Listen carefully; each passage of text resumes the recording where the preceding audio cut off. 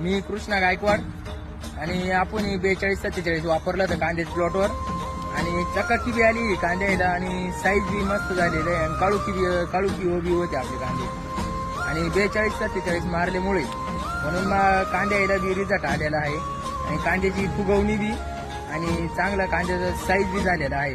आपला पूर्ण प्लॉट असाच आहे, याच्यात काहीच बदल नाहीये.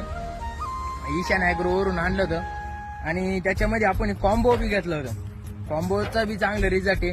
कॉम्बो जड 78 आणि M45 आणि जड 78 आणि कॉम्बो घेतला होता आपण आणि 42-47 बी घेतलं होतं त्याचा बी चांगला रिझल्ट आला होता. एक नंबर आपण 48-47 वापरलं होतं.